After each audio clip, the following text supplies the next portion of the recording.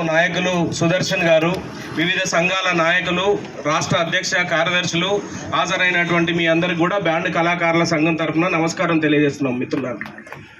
ఈరోజు ఇంతకుముందు స్టార్టింగ్లో బ్యాండ్ కళాకారులు ఇక్కడ డప్పు వాయించారు. ఎప్పుడు కూడా వాయిస్తూనే ఉంటారు వాళ్ళు, కానీ వాళ్ళ కోసం వాళ్ళు వాయించరు. ఒక నాయకుడిని ప్రమోట్ చేయడానికో, లేకపోతే ఎలక్షన్లో నిలబడితే ఆయనను ప్రచారం చేయడానికో, లేకపోతే ఆయన గెలిచిన తర్వాత విజయంతో తీసేటువంటి ఏదైతే ర్యాలీ ఉంటుందో ఆ ర్యాలీ తీయడానికో తప్ప వాళ్ళ కోసం వాళ్ళు కొట్టుకున్నటువంటిది అయితే ఎప్పుడు లేదు. ఈ రోజే ఇక్కడే మన కోసమే మనం కొట్టుకున్నాం. ఇన్నేళ్లలో ఎప్పుడు కొట్టుకోలేదు. అది వృత్తి సంఘాల సమన్వయ కమిటీ పిలుపు మేరకు ఆ రకంగా ఈరోజు మనం ఇక్కడ వాయించడం జరిగింది. కానీ బ్యాండ్ కళాకారులకు సంబంధించినటువంటిది ఆ సమస్యల్ని చూసినప్పుడు ఈ వృత్తి సంఘాల సమన్వయ కమిటీలో మేము భాగస్వామిగా ఉన్నాం. కానీ కామారెడ్డి డిక్లరేషన్ రిజర్వేషన్స్ అమలు, బడ్జెట్ 25,000 కోట్లు ఇవన్నీ కేటాయించాలంటున్నారు. కానీ బ్యాండ్ కళాకారులకు సంబంధించినటువంటి ఆ బడ్జెట్ ఉపయోగించేటువంటి పరిస్థితి లేదు. ఆసన్న మాట్లాడినప్పుడు చెప్పినటువంటి దాంట్లో ఎంబీసీ కులాలకు దాదాపు 36 కులాలకు కలిపి ఒకటి ఫెడరేషన్ పెట్టారు.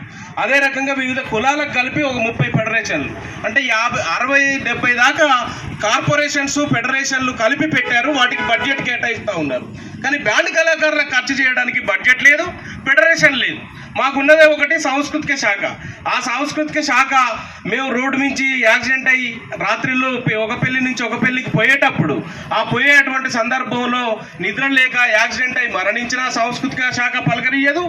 మాకు ఇంకే చేయి పోయినా పలకరియది, కాలు పోయినా పలకరియది లేదు. అతను మంచాన పడి దీర్ఘకాలం పేషెంట్ లాగా ఉన్నా కూడా మమ్మల్ని ప్రభుత్వం పట్టించుకునేటువంటి పరిస్థితి లేదు. అంటే ప్రమాద బీమా లేదు, ఎక్స్గ్రేసియా లేదు, పలకరించే వాళ్ళు లేరు, అసలు మమ్మల్ని గుర్తించేటువంటి వాళ్ళు కూడా లేరు ఈ బ్యాండ్ కళాకారులను. కాబట్టి మేము కోరుతా ఉన్నాం, బ్యాండ్ కళాకారులకు ఒక ఫెడరేషన్ ఏర్పాటు చేయాలి, 1000 కోట్లు నిధులు కేటాయించాలి, ఆ రకంగా బ్యాండ్ కళాకారులను ఆదుకోవాలి అని చెప్పి ఈ సందర్భంగా, ఈ ధర్నా సందర్భంగా మేము డిమాండ్ చేస్తూ ఉన్నాం. సాంస్కృతిక శాఖకి ఎన్నోసార్లు విన్నవించినాం, కానీ ఎప్పుడు కూడా మాకు ఆ రకంగా సహకరించే పద్ధతి కనపడట్లేదు. సాంస్కృతిక మినిస్టర్ జూపల్లి కృష్ణారావు గారికి మేము మెమరాండం ఇవ్వాలని చాలాసార్లు వాళ్ళ ఆఫీస్కి వెళ్ళాం. ఆయన ఎప్పుడు చూడు చాలా బిజీ ఉంటాడు, 4-5 శాఖలు చూస్తాడు. అవునా బ్యాండ్ కళాకారుల మీరు మళ్ళీ రారి, లేదంటే ఆఫీస్లో మీరు తెచ్చినటువంటి పేపరు పలానానికి ఇచ్చిపోండి అంటారు తప్ప స్వయంగా కలిసేటువంటి పరిస్థితి లేదు. బ్యాండ్ కళాకారులు అంటే చిన్న చూపు. అది సమాజంలో కానీ ఇంకోళ్ళు కానీ ఇంకో పద్ధతుల్లో కానీ. ఈరోజు హైదరాబాద్ సంబంధించినటువంటి వాళ్ళు కూడా హాజరయ్యారు. పోలీసులతో చాలా ఇబ్బందికర పరిస్థితులు ఈ హైదరాబాద్ పట్టణ ప్రాంతాల్లో ఉన్నాయి. పోలీసులు బ్యాండ్ కళాకారులు కనబడితే పక్కకు జరగవే అనేటువంటి పరిస్థితి. ఇక్కడికి వస్తూ ఉంటే కూడా వాళ్ళని అరగంట సేపు అక్కడే ఆపినటువంటి పరిస్థితి. వాళ్ళు పోయేటువంటి వాళ్ళు మాట్లాడుకున్నటువంటి పెన్లో ఫంక్షనో ఏదో 2,000 3,000 మాట్లాడుకుంటే ఓ కానిస్టేబుల్ పోయి వాళ్ళ మెటీరియల్ గుంజుకొని పోలీస్ స్టేషన్లో తీసుకుపోయి మీరు 50,000 కట్టుండి, 20,000 కట్టండి, లేదంటే మీకు ఫైన్ ఇస్తాం, కోర్టుకు పోయి మీరు చలాన కట్టుకొని తెచ్చుకోండి అని చెప్పి ఇబ్బందులు పెడుతున్నటువంటి పరిస్థితి. ఈ రకంగా ఇటు సాంస్కృతిక శాఖ నుంచి బడ్జెట్ లేదు, ప్రభుత్వం నుంచి ఏ రకంగా వీళ్ళకి ఆదరణ లేదు, బడ్జెట్ లేదు. కాబట్టి బ్యాండ్ కళాకారులకు సంబంధించినటువంటి సాంస్కృతిక శాఖ నిర్లక్ష్యం కనబడుతుంది. కాబట్టి మేము ఫెడరేషన్ అడుగుతా ఉన్నాం, మా బ్యాండ్ కళాకారులకు సంబంధించినటువంటి సమస్యలు పరిష్కరించాలంటే సపరేట్ బడ్జెట్ ఉండాలి.